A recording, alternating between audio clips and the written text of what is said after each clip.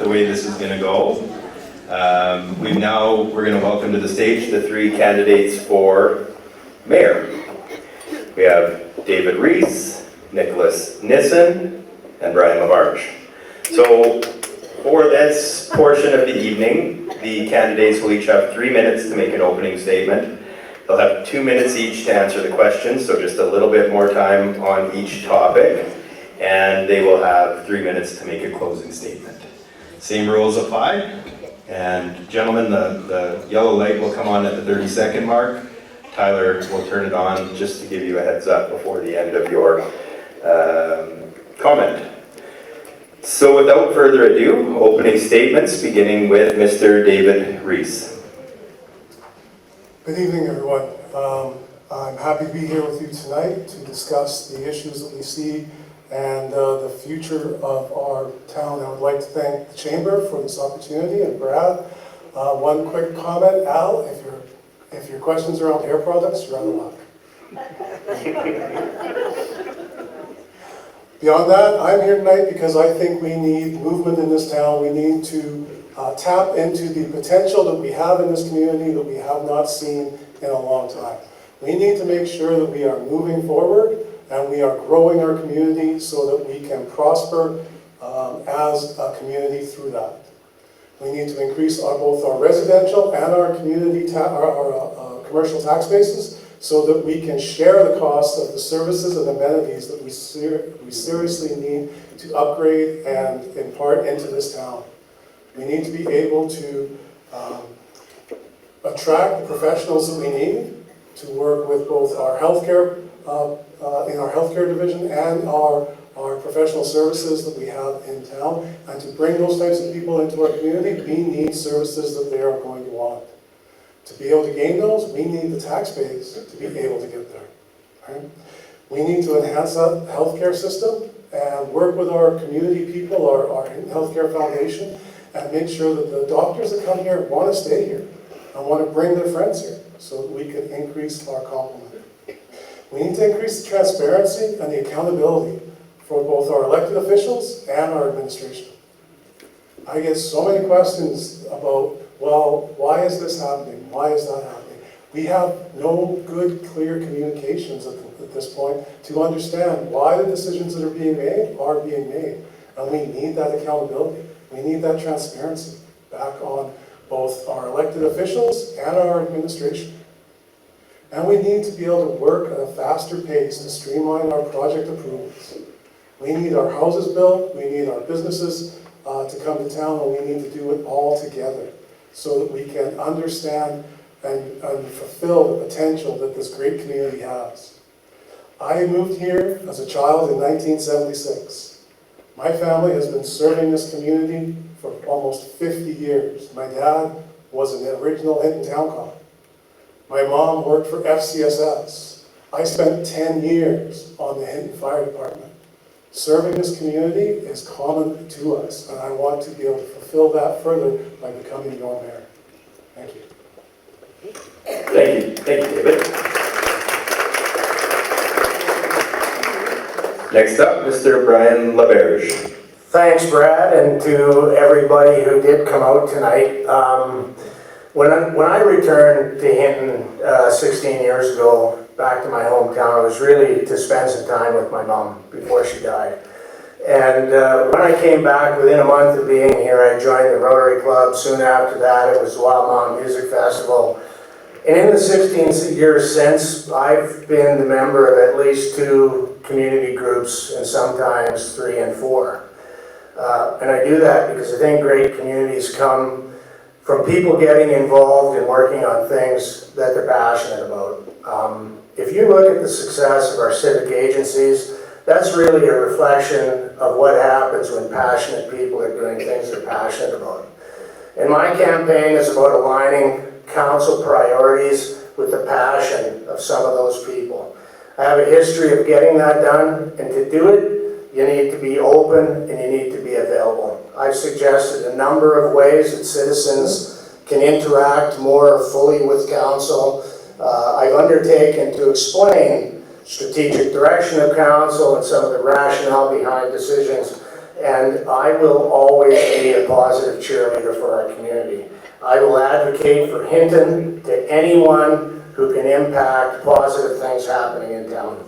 When people are heard, they're informed, and they have a sense of direction, you end up with the community coming together and having the ability to take care of some of the opportunities as they present themselves.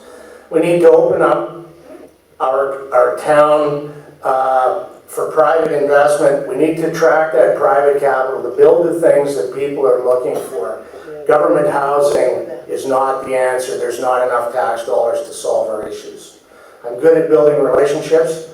I'll focus on building them with politicians, business leaders, investors, or anybody else who can impact Hinton in a positive way. If we're successful, we'll have the housing we need for new or expanding businesses. Citizens will have more services.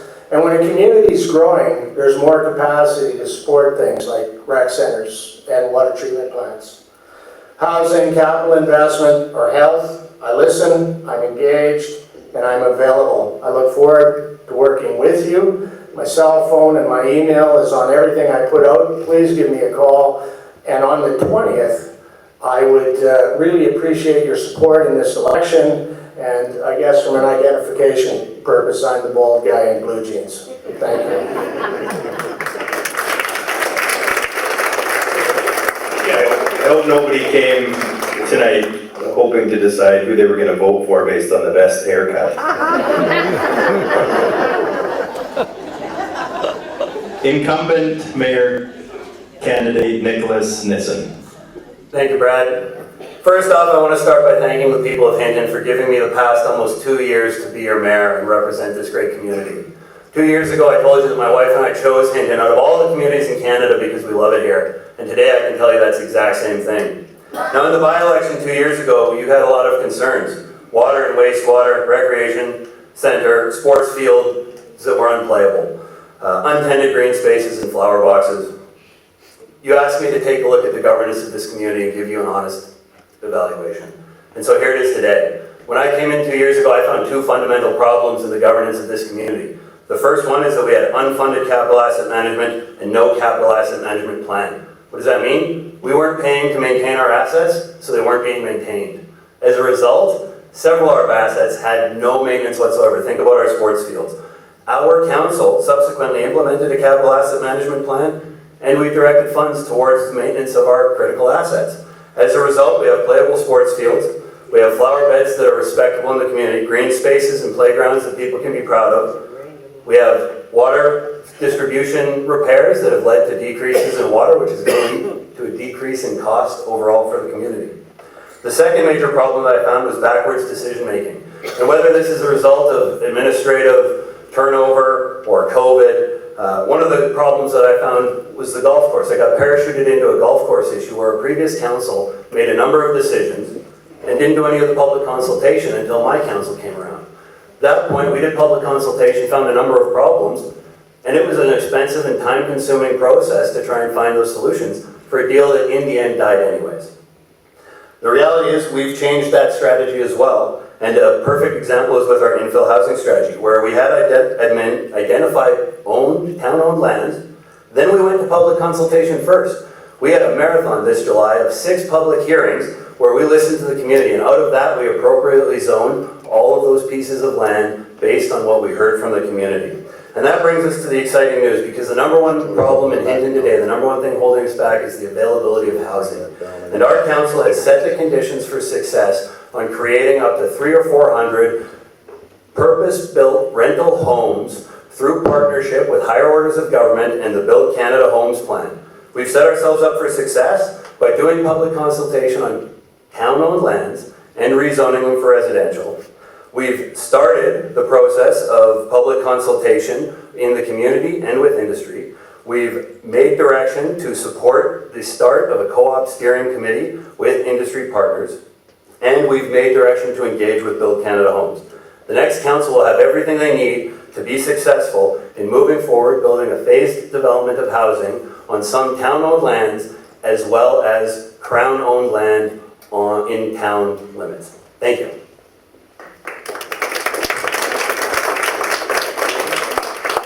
Thank you, gentlemen, for your opening statements. The first question I have, with regard to housing, which was just talked about, what is the municipality's role in facilitating development, and what should or shouldn't the town bring to the table in terms of resources such as capital investment and land? Please expand upon your approach toward residential development and housing affordability if you are elected. There, Mr. LaBerge. Thanks, Brad. As I've gotten out and talked to people, this is one of the main issues, and I stated it earlier. Taxpayer dollars is not going to solve this issue.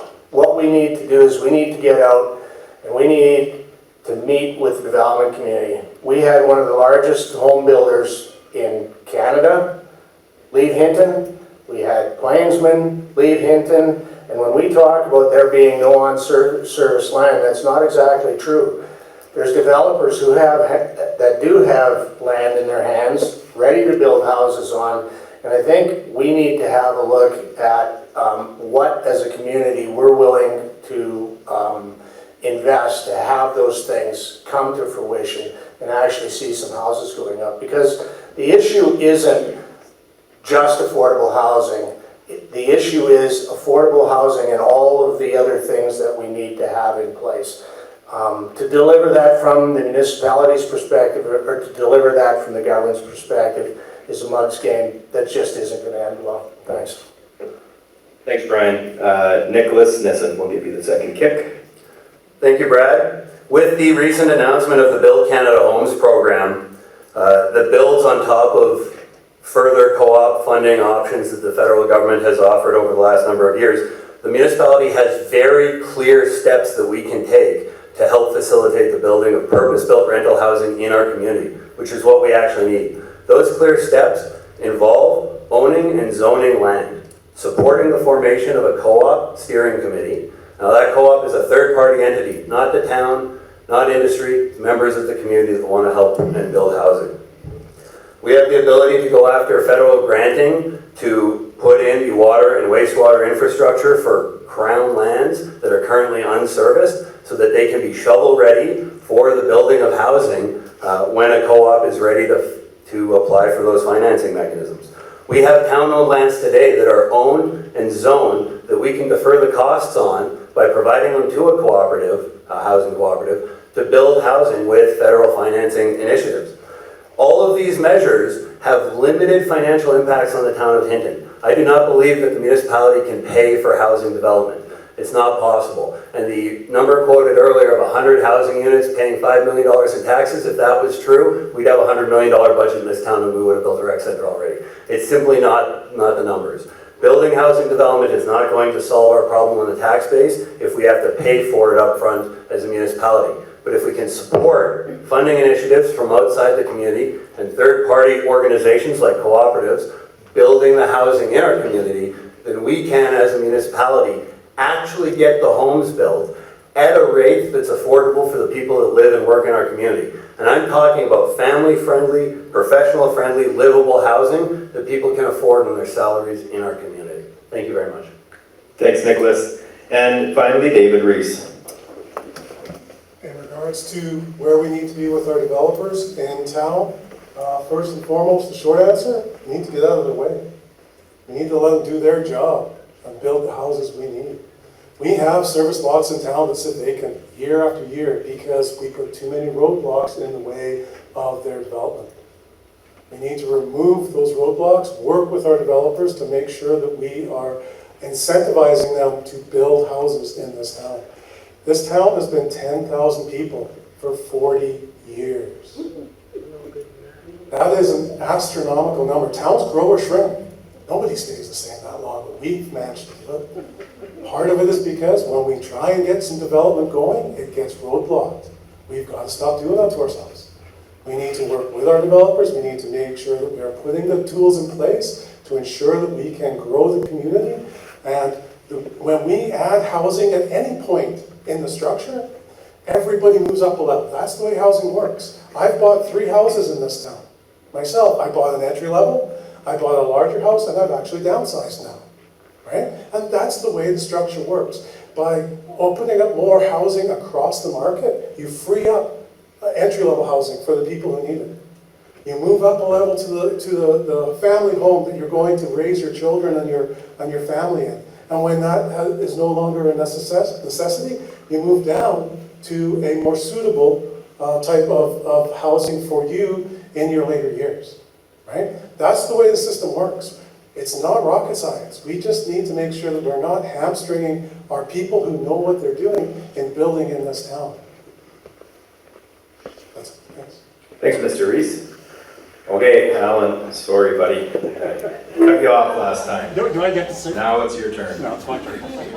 Okay, we heard from council candidates about wanting to have all these things happen immediately. Increased staffing in protective services, RCMP, a new rec center in less than 10 years. All these things are great. Where's the short-term funding for that? Is it going to be an increase in taxes in your view, or is it going to be a cut in services in your view to get the short-term funding to make these things happen quickly? Thanks, Alan. Okay, we'll give this one to Nicholas Nissen first. Thank you, Brad, and thank you for the question, Al. The reality is, when we talk about the recreation center, the town of Hinton has not been sufficiently funding the maintenance of the recreation center for a very long time. We first looked at this plan in 2007, and we haven't put away the revenues and reserves to be able to move a project forward. So quite frankly, the answer is yes. There is a necessary tax increase if we increase our level of service. And simply maintaining the assets that we have today is an increase in the level of service from the town of Hinton. So if we want to do that, there will be a tax increase. If we want to move quickly on things, there will be a tax increase. We have a very down-to-the-bones budget. Over the last 2 years, we've actually maintained the same tax rate. It's actually a little bit less than when I got in for the mill rate. And we did that by stopping the funding of some programs and putting those dollars into the maintenance of our assets. And that's why we're seeing improvements. If we want extras, if we want more police officers on the road, we're going to have to pay for that from somewhere. And currently, we can't take it from decreasing services because over COVID and the times before that, we've decreased services as much as we possibly can. And now we have to start actually maintaining our assets, or we're going to start having critical failures, and that's far more expensive than planning ahead and maintaining them. Thank you very much. Thanks, Nicholas. We'll give this to David Reese next. Without the experience of knowing what the municipal budget is, I would hope that we would not have to increase taxes significantly, but I cannot say 100%. What I would say we have missed opportunities on in the past is grants, is bursaries, is things that can give us some help, P2 and P3 partnerships, private industry investment that has all gone by the wayside here in town, and we've missed those opportunities to offset some of what that increase would be. Also, we're putting more and more tax, we're asking each individual to pay more and more in taxes because we're not growing. Our services, our amenities, everything is starting to break down, and we need more money, but we have the same population base. We need to increase that population base to offset some of those tax increases. Right? So we can do this, and we have to do a phased approach. We have to look at our priorities and make sure we do a phased approach with things like the RCMP. The RCMP have a very clear and a narrow mandate in town, and they are a very expensive resource. Should we be looking at increasing our peace officers, a resource that we have more control over what they do for us in town, and coming at a lower cost than an RCMP member? You know, we've got options we can look at here. With the rec center, my preferred would be a new build. That building has been degrading, as has been agreed upon across the board for many years. And in any situation like that, when you open something up and get into it, you're going to find more than you expected. Which means if we try and rebuild exactly what we have, we're going to increase that budget time and time again because we're going to find more and more issues. But we don't have to build an entirely new rec center at once. We can break ground and we can start on a phased approach where we can work as we partner with industry as we partner with private companies, and as we find the grants and money available from all levels of government to help support that. Thanks, David. Mr. LaBerge. Thanks, Brad. Yeah, I mean, if we want to do all these things, the short-term funding's not there. I mean, if we're going to build a rec center that costs $90 million, the town of Hinton can borrow $42 million. That's as much as they can borrow. We're still $48 million short. So if we increase taxes by 10 times, there's still not enough money there to pay for it. What we need to do is we need to plan for what we're going to do. My thinking on this has changed. I think the rec center is an important addition to the community. If we want to grow, those are the sorts of things we need to put in place. Those are the things that young families, new businesses, and even doctors are looking for. But we have to move toward that carefully. I owned a business in Grand Cache, and I know that people point to it and say, well, Grand Cache has a pool. The pool essentially put the town out of business. When you move to those things, they're really expensive, and you have to plan to it correctly. I've got a background in construction, understand financing, and once we get plebiscite results back, it's the first time we've really had the discussion with people to say, what would you like to see, and here's what it's going to cost. I mean, if you go to a kid and say, do you want a new bike? They go, yeah, I want a new bike. You want a really nice one? They go, you bet, nicest one you can find. This is the first time we've had the discussion with citizens about what it's going to cost for their new bike. I think it's important to listen to that once they have it, to really commit to putting a plan in place to getting it done. Thanks. Thanks, Brian. Sabrina? My question is, how do you plan to hear the voices of the youth in the upcoming decisions? We'll start with David Reese.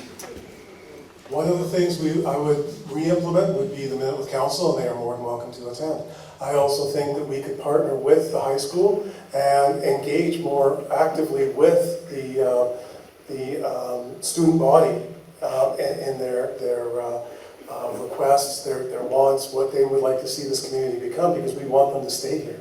We want them to stay within the community. Maybe you need to go away to post-secondary, but maybe we can bring some post-secondary here, and you won't even need to do that.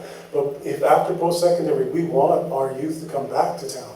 We don't want to lose those people to the larger communities and larger centers that have the amenities and the services that they would be looking for. So I would always be open to having those conversations one-on-one, but I also would come down to the high school and have an open forum. I would invite every one of you to come to a Minute with Council, and we would reestablish that, right? And we can communicate through social media, through the usual avenues, but I find in person is always best, because you get the context and the emotion of what people are really looking for when you talk to them in person. Thanks, David. Brian LaBerge. Thanks, Brad. I think it's important, whether it's youth or whomever, you need to go talk to people where they're at.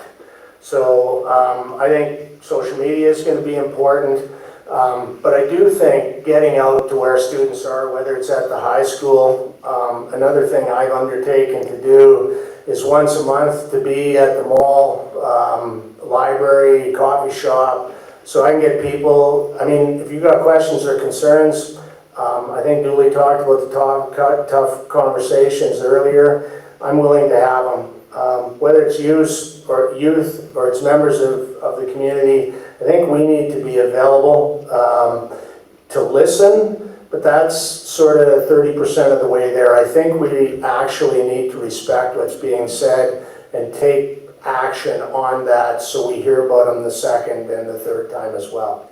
Thanks for the question. Thanks, Brian. And Nicholas Nissen. Thank you, and from a council standpoint, Sabrina, thank you for the question, but I would throw that right back to our next youth council. It's how can this next council really engage with the youth in our community, because that's council's biggest in with youth in our community. But I can tell you for myself, over the past 2 years, I've gone to every community event I've been invited to. I've been at a number of events in our schools, sports teams, you name it. I will have a frank conversation with anyone that approaches me. I'm an open book in that regard. I'm more than happy to champion our community and our town, and that's whether it's with youth, with seniors, with folks like you here today in these events, and I'm going to continue to do that as long as I'm mayor. Thank you very much. Thanks, Nicholas. Mr. Magoon. Thanks, Brad. So mayor candidates, how are you going to rebuild relationships with groups like our healthcare experts in the room, our community golf course members who are in the room, and our developers in the room who feel that they've been undervalued and disrespected over the term of the last council? Thanks, Ryan. Mr. LaBerge. Thanks, Brad. Well, I think healthcare is something that everybody is concerned about. It was a few months back, not a single member of my family had a doctor. So I got involved with the Hinton Healthcare Foundation, really to learn about the issues and to look for solutions. And I don't know what the doctors thought when the business guy walked in first, but I think in the time I've worked with them, I've earned their respect. I did get a public endorsement from Dr. Ron for the work that I've done in the Healthcare Foundation. So for me, in making these repairs, it's about reaching out. To sit down and have that conversation with the doctors. I've met with every developer already to see what their issues are, so I understand when I'm going in what we need to do to open up some of those lands. And I mean, as far as the golf course goes, I pushed back aggressively when it was first talked about maybe selling the golf course. My mother was involved in building it in '62. It's a great year. It was the year I was born.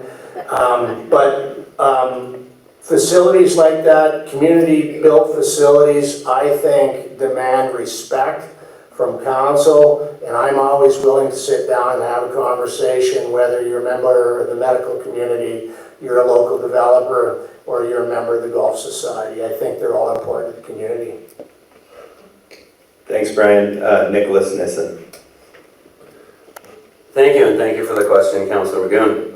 On the healthcare and golf course fronts, both of these files have cost the town of Hinton millions of dollars over the last couple of years.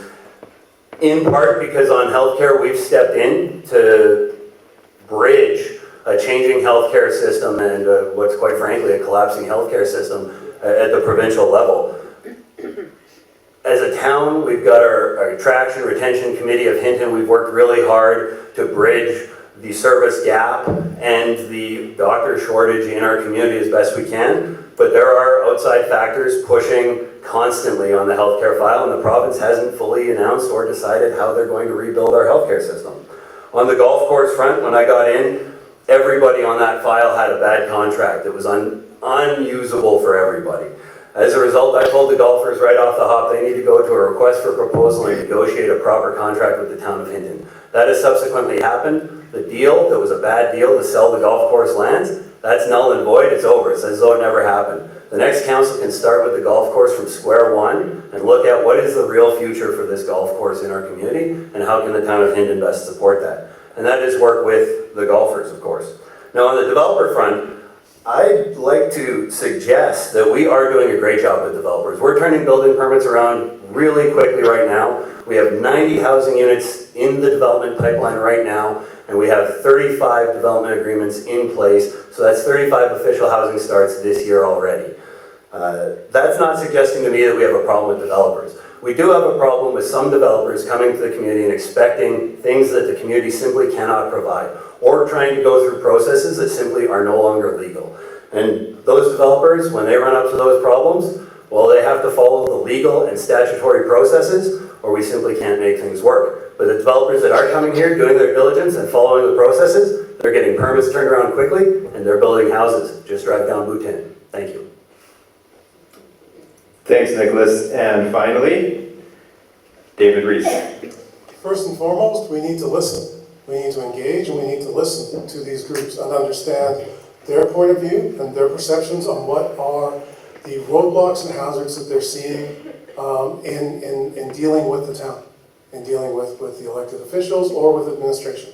Where are we seeing the issues being built? The frustration that I've encountered as I go around door knocking is palpable.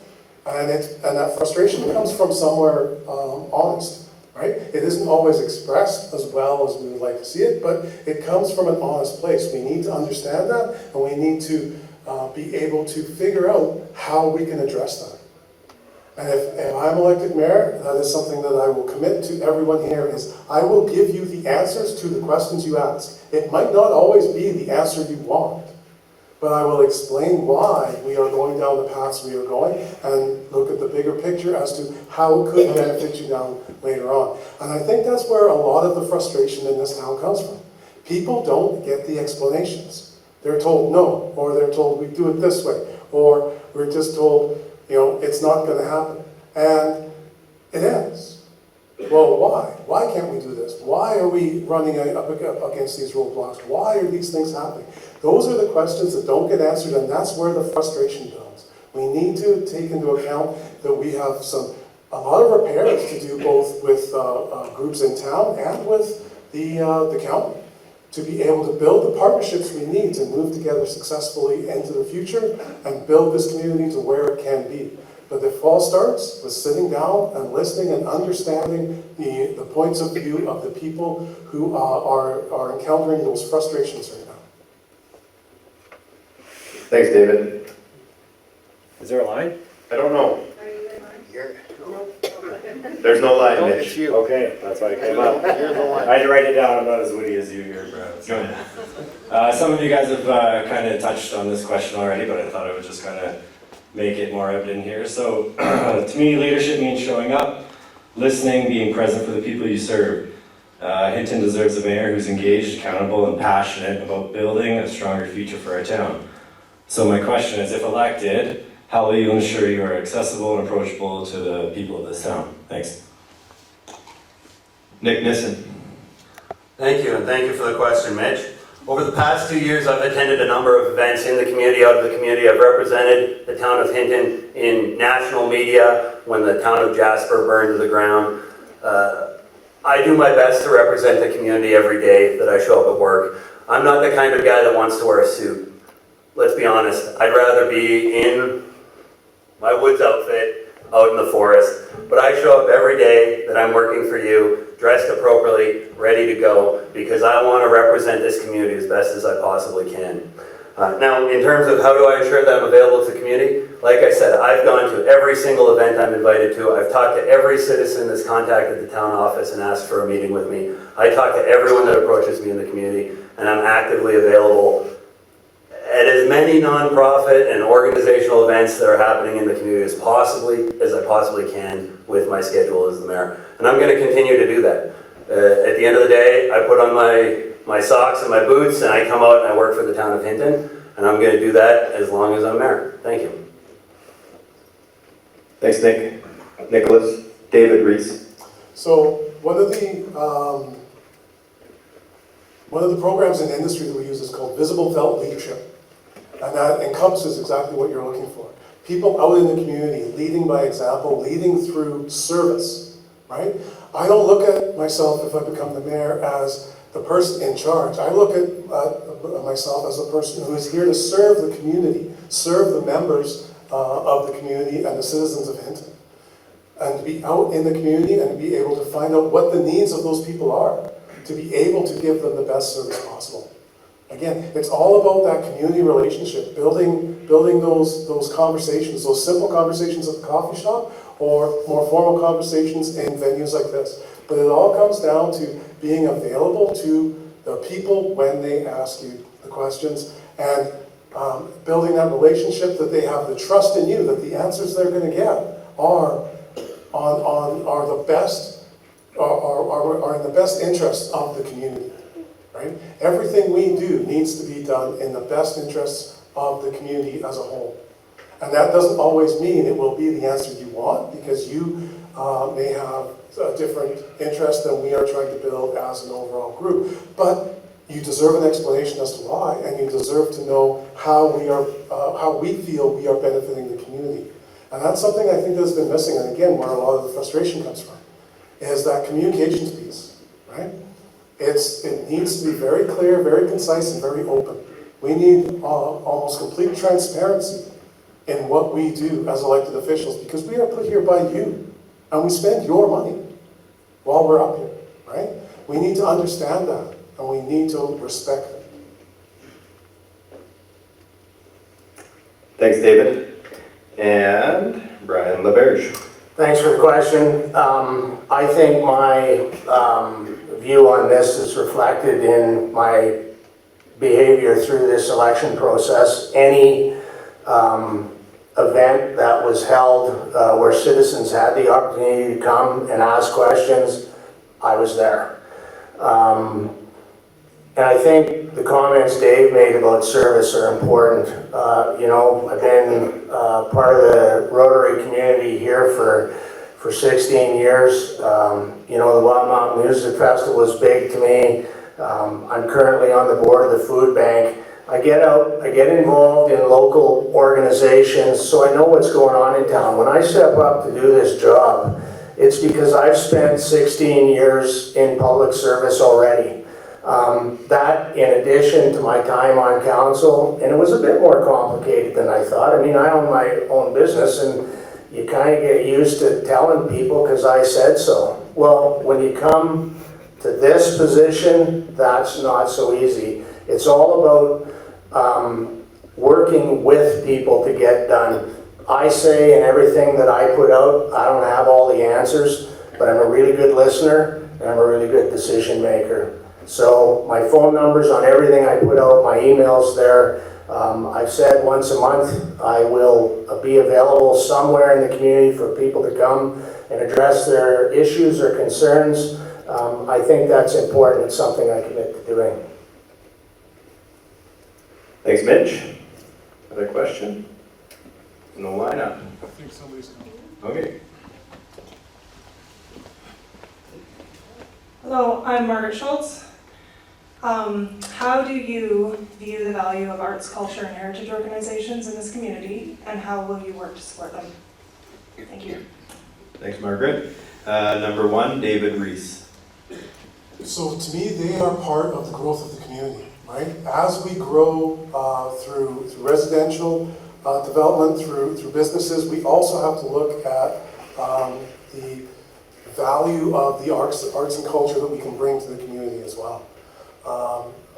You know, we have the museum, we have the guild, we can bring in other venues, and I think we need to basically raise the level of events that we have here. We used to have a lot more concerts than we do now. I've been to bands here that we no longer seem to bring in. We can increase the awareness of the culture and the ability for the people within the community to enjoy different venues, different events and different things like that by basically growing our community and utilizing that as our venue to have more money available to bring these things into town. Thanks, Mr. Reese. Brian LaBerge. I addressed this in my opening remarks, Margaret. I think that our civic agencies in town are the key really to support the quality of life here. We give a little bit of money, I don't know, I think it's about $27,000 to the mountain bike park, and for that they maintain about 80 kilometers of trail, and in the last couple of years they built the Big Horn Loop. I mean, if that's a town, and I'm talking town corporate, can't supply that type of value. That's done when passionate people are doing things they're passionate about. What I've tried to say through this campaign is I'm really looking to find those passionate people looking to do passionate things. And if the town can support those things, our quality of life is impacted in a really positive way. And I think we need to see more of that. So I'm a big supporter. You know, music's been a big part of what I do, from Wild Mountain to the Guild to the band that played at Oktoberfest on Saturday. Those things are important to a community, and I'll support them to the end. Thanks, Brian. Mayor Nissen. Thank you, Brad, and thank you, Margaret, for the question. I'm assuming you're talking a little bit about our civic agencies that are in the arts and culture space and the funding of those. And I fully support funding all of our civic agencies to the asks that they've had up to this point. I believe that the minuscule amount of money we give to civic agencies is multiplied at least tenfold by the volunteers and dedicated people that work within these organizations. But in terms of the broader arts, culture, and heritage of Hinton, Hinton is an amazing community of artists. Many of you know this isn't news to you, but maybe this is news to you. I myself am a paid artist. I did a stained glass workshop at the Pine Valley Lodge, and they sold that at their arts and crafts fundraiser.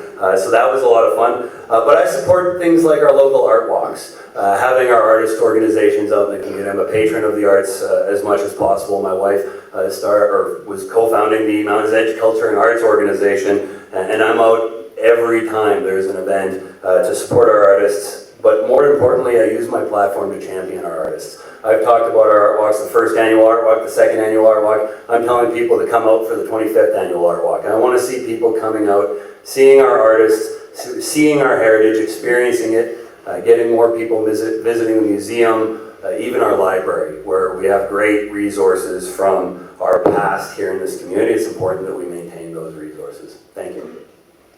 Thanks, Nicholas. Hi, my name's Jace. I'm curious about the medical clinic we have here. We're giving them about half a million a year. Well, there was an article in the paper about a town in Vancouver Island. The mayor has taken over the clinic, hires the doctor does doctor stuff, and the town takes care of all the administrative stuff. We're already spending a lot of money. What is your opinion on doing something like that, taking over the clinic and having them as employees in Hinton? Mr. LaBerge. Thanks, Brad. I saw the article, Jace. I'm not sure if that's the way forward for Hinton. The investment that the community's made that you're referencing, I think the way forward is to continue to work with the Hinton Healthcare Foundation and our local doctors. We're working currently on a Made in Hinton solution, but if that's going to be successful, we need the doctors on site. And if we can stabilize operations in Hinton, that's the most cost-effective way to get doctors here. Doctors are coming and they're saying, you know, I can get a car in this other town. What are you guys offering? Really, if we can offer them a stable, secure place for them to operate their business, that's the safest and the most cost-effective way to bring physicians to Hinton. Thanks, Brian. Mr. Reese. I also read that article and found it very interesting, also, especially the amount of pushback he got from the province originally when he was trying to do that. I think it is an idea worth exploring, along with a number of other ideas that our peer communities, both in Alberta and BC, are trying. This is not a unique to Hinton issue. Doctors and the acquisition of them and almost the fighting over them is happening all across the country. We need to look at what other communities have been doing that have been successful and explore whether or not that is an option that we can do. Our Hinton Healthcare Foundation has been looking at different options, has been looking at different ways to do things, and working with them since they've already started the work, I think is the way to continue. But the other thing we need to look at too is we need to track, and I'm sure we are, all of the money that is being spent in regards to healthcare. Because if I was mayor here, I'd be going after the province for it. This is a provincial responsibility. At some point, we need to go back to them and say, look, we took this on because you dropped the ball and we need to support our citizens. But ultimately, this was your responsibility. We want the money because it shouldn't be something that needs to be funded from our community. Our community has stepped up to be able to do this, but the long-term solution is that we need to have the province own our healthcare as they should and compensate us for the money we've had to put out for their lack of activity in this portfolio. Thanks, David. And Mr. Nissen. Thank you, Brad, and thank you, Jace, for the question. It's a very good question. The reality is, healthcare in this province is entirely a provincial responsibility. Municipalities have very few levers that we can actually pull on without interference from the province. I've gone out and talked to every community that I can about how they've solved their problem. And the number one thing I got told right off the hop was don't spend a lot of money on it because there's no real solution here. The problem that we have is when we recruit a new doctor to this community, and we've recruited 4 over the past year, they still have to go through a licensing process, they still have to go through a regulatory process, and at the end of the day, AHS can still tell them, no, we're not going to give you hospital privileges in that community, but how about come over here? So we can go through that whole process and still get railroaded by the province. It's an extraordinarily frustrating situation. So the answer to your question, that article happened in British Columbia. It's a different provincial environment. It's a different medical environment. Our current healthcare system is going through massive changes. The CEO of Assisted Living Alberta, one of the 4 new pillars of healthcare, just resigned. It's the 3rd CEO they've had since the formation of the organization. The reality is we have no idea what healthcare is going to look like 5 years from now in this province. But I would actually, having gone through everything we've gone through right now, I would support a municipally owned clinic where the physical clinic is municipally owned. Maybe some of the support staff or some of the support things are municipally owned. But from a doctor standpoint, I don't believe that in this province today we could possibly hire a doctor as a municipal employee. But heading into a direction where the doctors are showing up to treat patients and not managing a clinic, I think is an important part of the solution going forward. Thank you. Thanks, Nicholas. Julie. Thanks, guys. One of the things you hear a lot is tone from the top. I'm curious about what culture you look to foster, both within council and that nucleus, and then within administration. Thanks, Julie. Mayor Nissen. Thank you. I can't say for sure because I wasn't really around council and administration before I was elected mayor. But in my first meeting, when I chaired it, I got the sense that the tone from the top had changed right then and there. I like to run a tight meeting. I like to make sure that all of council discussion happens in the council room. Our council has not met as a group once without being in front of those cameras in that council room. We don't discuss issues outside of the council room. Every decision we've made since I've been mayor has been open and transparent. Now, you haven't all seen it reported because we've witnessed the collapse of our newspaper industry. And the reality is I can yell on Facebook all I want. We can post things to the town website. But if you're not going out and looking at those things, you're not reading them because there's no more reporters coming and asking me questions. And that's a real problem for the community. So we need you to get out and watch some of our council meetings and read some of our minutes and take a look at some of our press releases so you really know what's going on. The reality is we're doing public consultation before we make decisions. That's important. We're running our statutory processes in the order that they're made to so that we don't find problems later down the road. We find them up front and we can keep our costs down by not running into them as we're further along in our project. I think it's important that we're all, as councillors and mayors, respectful of administration and that we work with administration through our CAO, who is our only employee. I think it's important that administration has a respectful atmosphere with a solid tone from the top. I think that our council went through massive turnover in administration and we are currently rebuilding. When I got on, our longest term director was here for 2 years. Today, we have a CAO that's a professional, been around for a long time, and a number of directors that are educated, trained, and very skilled in what they're doing. We have to give them time to work and give them the leeway to fix the things that are broken in the back end of administration. Thank you. Thanks, Nicholas. Brian. Thanks, Brad. Well, I might not run the most efficient meetings, but I will get out and understand the issues. I think setting the tone means giving instruction to our administration that the citizens are the boss. I think that that's really what needs to happen. If I own a company, the customers are the boss. I tell my staff that all the time. When they come in, we need to really treat them with respect. You guys are the boss. You pay the bills, and I think the instruction from the top down is we need to become a customer service organization. Whether you're a citizen coming in looking for a new deck, you're a developer, you're an investor, we need a situation where that person is dealt with as a customer. I think from the top, that's super important. And in dealing with administration, I call it respectful resistance. So I do have that background experience of working with administration. It was never personal, but if there were issues, I'm always willing to push back. I do my homework, I understand what we're talking about, so that when we're sitting and we're talking with administration, I can ask good questions that maybe ends up with a little better result. Thanks, Brad. It's leading by example. Thanks, Brad. Thanks, Brian. And Mr. Reese?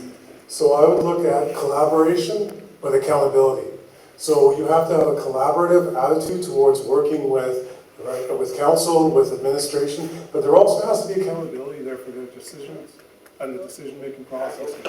Just 1 second. We lost you. Stop the timer, Tyler. Sorry. Am I back? There you go. So it comes down to accountability, right? Making sure that when those decisions are made, that they are made in the best interest of the community, and if decisions are made that are not, that somebody is held accountable for them. We have, as Mayor Nissen has said, one employee, the CAO, and he basically needs to understand that the people of Hinton elect the mayor and council. We get a mandate from you to perform the role and take on the responsibility you have given us. We then set direction for administration for them to follow, to be able to be the hands and feet, the initiators of that mandate, right? And that is the way the flow needs to happen. We need to make sure that we have an understanding of that, and we need to make sure we have accountability when that doesn't happen, when decisions are made that are not in the best interests of the community, because that has happened consistently in the past, and we need to resolve that. And again, when I go door to door, that is a lot of the frustration I hear, is why did this happen? Why did that happen? And when you try and get to the answers, you don't find anything out. Okay? So we need that respect, that collaboration, and that accountability are the 3 pillars that we can lead from the top down. Thanks, guys. Thanks, Dooley. Thanks, Mr. Reese. Another question? Vicky Mayan. Margaret touched on the culture and arts in our community. And with Don Ingerdahl leaving, I really would like to know whether you are funding his position to push forward our arts and culture in town, or will that position be eliminated? Do you know? Okay, thanks, Vicky. I have a feeling we might not know. Can I just quickly? Sure. So, on the specific issue of that position, Don Ingerdahl is irreplaceable in the community. Whoever comes in and does the job next will do it differently than Don Ingerdahl. The specifics likely will depend on a couple of factors: who we can find for the position, and what administration decides the role of that position needs to be based in part on that role. And if the position were to change, it would be a budget discussion coming up in November. So you are definitely open to still having a full-time Hinton employee looking after our arts and culture? Now, see, that's a question that might be better directed to all of the candidates. Yes. But at this time, it's an administrative decision, and we can't say for certain where that role is headed because Don just retired. Okay. Okay, let's stop there. And I just want to let the other 2 candidates weigh in on the arts and culture position. So I'll go to Brian LaBerge first. Sorry, Dave. Yes, I would support that position. I know Don personally. I've been involved in a lot of the things that the town comes to the plate for, and he's a big part of that. And I think having somebody there with that focus is important, and it actually goes hand in hand with some of the comments I made about working with our civic agencies and some of the arts community organizations in Hinton. So yes, I would. Okay, thanks Brian. And David? I too value that position. I know Don and I know the work he's done. And I would ensure that if there was a change in that, then there would have to be a justification as to why from administration. That's the accountability part, right? So we can't dictate every position as elected officials, but we can definitely help to ensure that the positions that we feel are valued are understood, and that any change that may happen, that we are given as elected officials a justification as to why, so that we can share that with you in the community. Thanks, David. And yeah, Vicky, I know these guys would be available after, same with the council candidates. Thank you. Am I off the hook?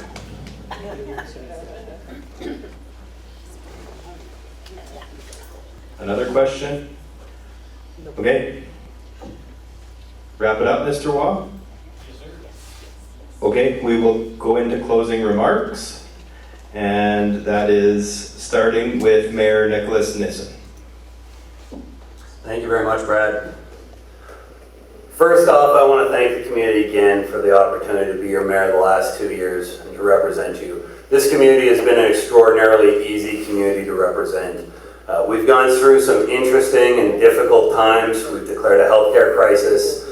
We supported Jasper through devastating fires. And quite frankly, we've supported a number of communities that we don't all hear about. We send our fire department, our search and rescue, all over the province and territories helping out communities in distress. And it's really easy to represent a community like Hinton when people tell me, thank you for sending all of those people to come help us. Or they come to our community because they're displaced from their home and they say, thank you for having such a welcoming community filled with all of these great volunteer organizations and activities and clubs and everything going on. You've made this an easy job for me. I am asking you to give me the opportunity to do it again for 4 more years. I've told you that my main interest in this next term is building 300 to 400 purpose-built rental units with the Build Canada Homes plan on Crown lands in the town of Hinton. I think that that's a complex project. It's very interesting to me. I think we need the housing built in the town of Hinton. And I think working towards that goal will advance all of our goals, whether we're successful in the end or not. I think we'll see housing built one way or another. So with that in mind, if you want to see me continue the way I have the last 2 years, and if you want to see some housing get built, vote Nissen on October 20th.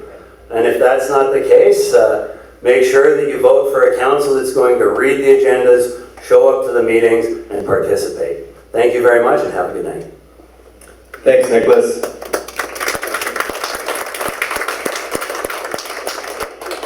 Brian LaBerge. Thanks, Brad. You're always a monster up there, and I appreciate it. Thanks to all the candidates who came out tonight, and the Chamber for organizing this. And man, my heart goes out. My buddy, Tyler Waugh and I, this is the last one we're going to do together. And losing Tyler is tough for the Chamber. It's tough for me. I'm his friend. But it's a tough loss to the community. He's been a really important part of him, and I'd just like to point out the work that he's done here tonight and, through the years for him. So thanks, Tyler. So having grown up here, I see the potential. My campaign is about working with the community to take advantage of that potential, and by aligning council's priority with the priorities that are coming from citizens. If you're going to do that, you need to listen to what they have to say. I've talked about reinstituting the Minute with Council. I've talked about taking the Minute with the Mayor and turning it to an explanation of where council's headed from a strategic perspective, and to give some background on decision making. I think if people are heard, they're informed, they know the direction, and they have a sense of why decisions were made, you get the confidence of the people to begin to take advantage of some of the opportunities that present themselves. The key difference between a councillor and the mayor is the mayor has two really important duties. One is cheerleader. I think that's been missing. I'm a positive cheerleader. I've been an advocate for this community for as long as I've been here, and I look to continue to do that. The other thing is consensus builder. Team is not the word that runs a council, but you need a consensus builder after tough discussions to bring council back together. The consensus builder between council and the community. That is a duty that I take really, I take to heart. It's an important part of what needs to be done, and I look forward to doing that. I have a history of building relationships. I have a history of getting things done. I'm available, I'm engaged, and I look forward to your support. And on October 20th, please vote LaBerge for mayor.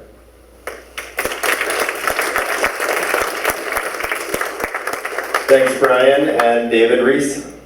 First of all, along with the other candidates, I'd like to thank everybody for coming out tonight, the candidates for both mayor and council, and spending your evening with us. I know it's sometimes not the most riveting discussion, but I do truly appreciate that you all came out, and I do truly appreciate all of the questions that were asked. It shows how much engagement there is in this community. And I think the reason we're seeing so much engagement is because the community wants change. They have decided that what has been happening in the past isn't good enough. And I don't think it's good enough either. That's why I'm running. We need change, we need growth, and we need prosperity. We need to be able to attract those professionals and make this a destination and a community where everybody wants to come. We need to be the community of choice, right? We need to have the amenities and services that create that environment for us. You shouldn't have to leave town for anything, really, but you do. Most people don't even do their grocery shop in Hinton anymore. We used to be the center because we are the center. If you look at where Grand Cache, Jasper, and Edson all located, we're basically the geographical center of that. We used to be that center and we've lost it. Now everybody goes elsewhere for pretty much everything they do. And we need to bring that back. We need to grow this community into the hub and the vibrant community that it deserves to be, and that you all, as residents of this community, deserve, right? You need the healthcare professionals here in the community so that we're not losing our seniors. My parents, they've been here like this January coming up, 50 years. They don't have a doctor right now. You know, it's gotten to the point where this community is on a precipice, and we need to change its direction and move it forward, right? And that's why I'm running, because I am the only one here, of this group that hasn't had the opportunity to do that, right? There's been a lot of talk tonight from incumbents across the board, previous members of council and incumbents, about change, about how much change needs to happen. They've already been there once, and it hasn't happened. Give me the opportunity to make it happen, and I will. Thank you. Thanks, David. Thank you, everyone. I just quickly, two councillors who were not up there but are in the room tonight. So retiring councillors Joanne Race and Alberto Stashik were here tonight paying attention. Thank you for your service on council, and good luck to the candidates.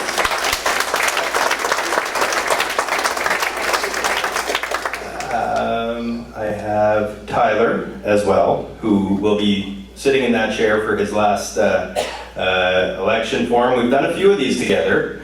2 more this week. Oh, well, that's true. 1 in the county, and you're going to be up here tomorrow night for the school trustees. So Tyler, great job. Thank you very much. Sound guys. His name came up tonight. Don Ingerdahl wasn't here tonight, but that was pretty seamless. Thank you very much for your work. And to the Legion for hosting, as always. Yeah, a great event. Nice to see all the faces out. Have a great evening. Election day is October 20th. Vote early and vote often. October 16th.